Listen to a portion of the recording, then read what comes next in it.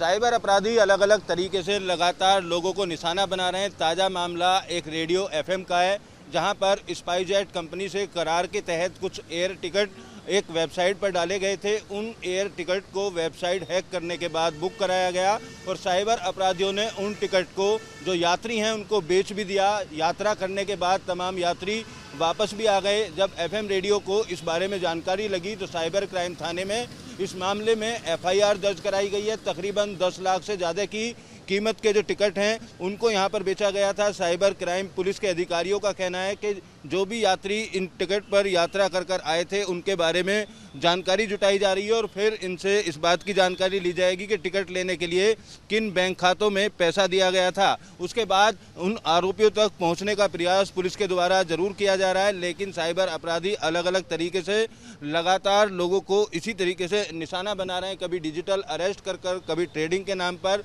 और कभी वेबसाइट को हैक करने के बाद रकम को निकाल लिया जाता है। तो अब एयर टिकट बेचने का ये मामला पहली बार सामने आया है। पुलिस अधिकारियों को इस बात की उम्मीद है कि जिन लोगों ने यात्रा की है उन लोगों के जानकारी होने के बाद ये बात स्पष्ट हो जाएगी कि किन लोगों द्वारा इस वेबसाइट को हैक किया गया था। फिलहाल देखना होगा कब तक अपराधी पुलिस के चंगुल में आ पाते हैं। साइबर अपराधी अलग अलग तरीके से लगातार लोगों को निशाना बना रहे हैं। ताज़ा मामला एक रेडियो एफएम का है, जहां पर स्पाइसजेट कंपनी से करार के तहत कुछ एयर टिकट एक वेबसाइट पर डाले गए थे। उन एयर टिकट को वेबसाइट हैक करने के बाद बुक कराया गया और साइबर अपराधियों ने उन टिकट को जो यात्री हैं उनको बेच भी दिया। यात्रा करने के बाद तमाम यात्री वापस भी आ गए। जब एफएम रेडियो को इस बारे में जानकारी लगी तो साइबर क्राइम थाने में इस मामले में एफआईआर दर्ज कराई गई है। तकरीबन 10 लाख से ज़्यादा की कीमत के जो टिकट हैं उनको यहां पर बेचा गया था। साइबर क्राइम पुलिस के अधिकारियों का कहना है कि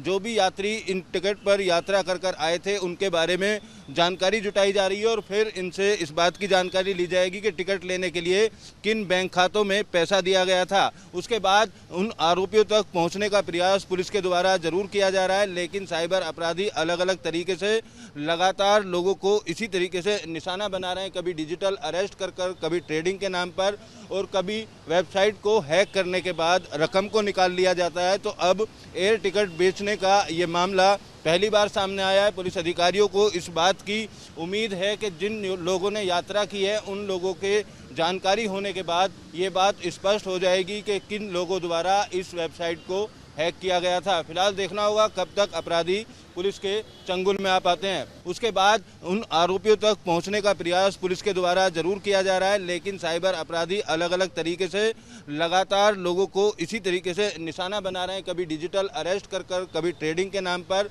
और कभी वेबसाइट को हैक करने के बाद रकम को निकाल लिया जाता है। तो अब एयर टिकट बेचने का ये मामला पहली बार सामने आया है। पुलिस अधिकारियों को इस बात की उम्मीद है कि जिन लोगों ने यात्रा की है उन लोगों के जानकारी होने के बाद ये बात स्पष्ट हो जाएगी कि किन लोगों द्वारा इस वेबसाइट को हैक किया गया था। फिलहाल देखना होगा कब तक अपराधी पुलिस के चंगुल में आ पाते हैं। वीडियो जर्नलिस्ट जैनेंद्र के साथ अमित चौधरी, न्यूज स्टेट नोएडा।